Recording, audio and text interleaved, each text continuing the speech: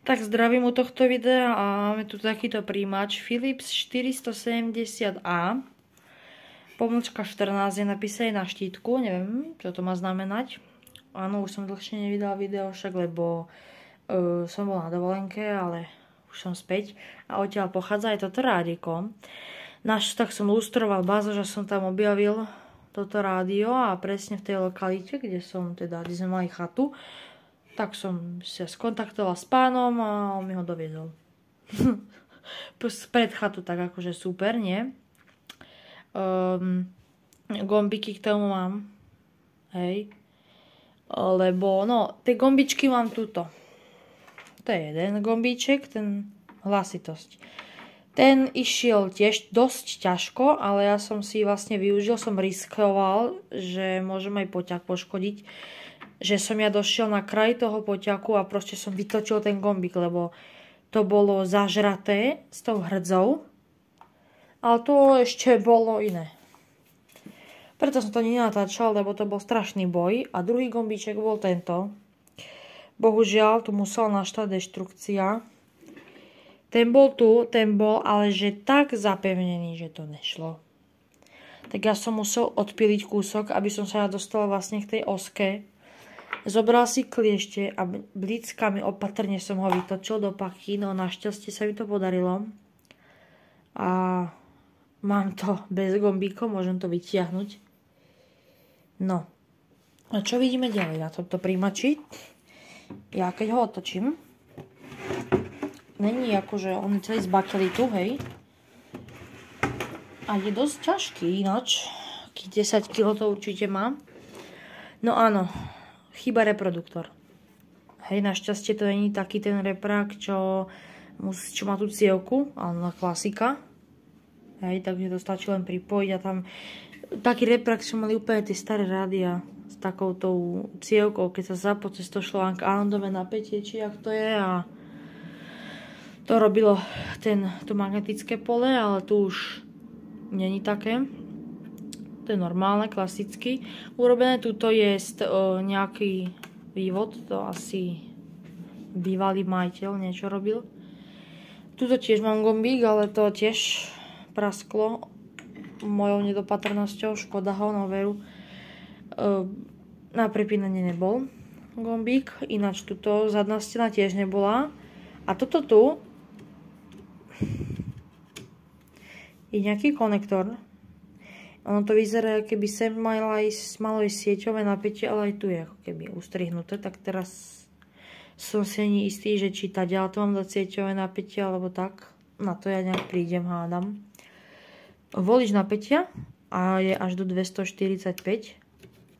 Takže asi sa nestane nič, keď to prepnem takto. No. Elektrónky máme všetky. Šasy nie je ani nejak hrdzavé.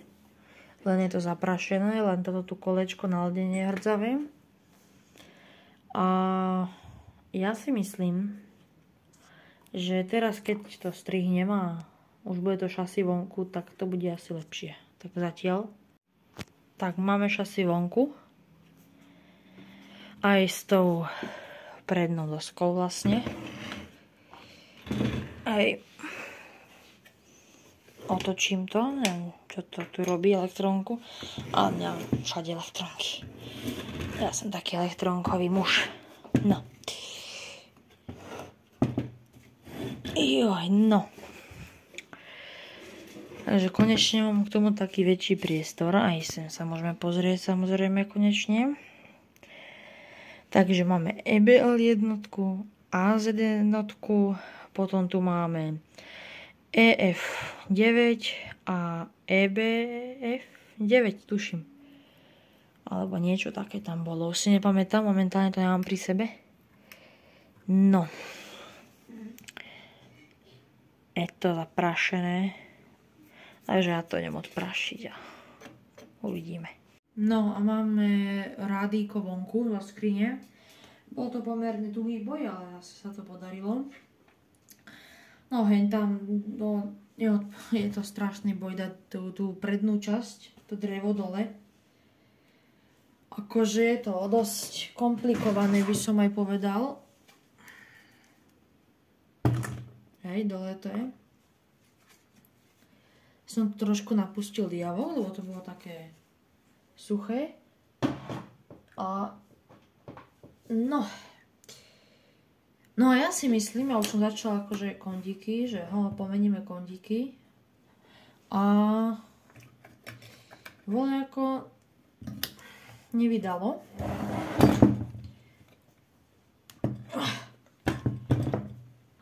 Tu ho vidno, že sú petice všetky, hej. Tak ďalej. A dáme to a preklopím to nejako. Bože, to je ťažké. No už sa tam asi niečo sype, no a tu vidno spodok, ako to vyzerá. No, tak nám tu trčí tento drátik. Hej, to ide z tohto tu takého toho drôtového kondenzátora, to ešte musím prísť na to, kam to dať. Ako vidno, už som začala, tu není to vidieť. No, jasné. Už je vidieť. Tu som vymenil kondík, aj tu. A potom mi akurát došli zásoby, no tak som musel ísť pokupovať nejaké tie kondenzátoriky do zásoby. Aj elektrolyty som rovno kúpil, aby som to tu celé povymienial. Musím vystupovať, odkiaľ ide tento tu káblik. To je jemný taký drôtik. Takže to bude ešte zaujímavé, to neznášam stopovať, kde to má ísť. Asi to idem vymeniť, tie kondíky, a ozvem sa. To bude asi najlepší nápad.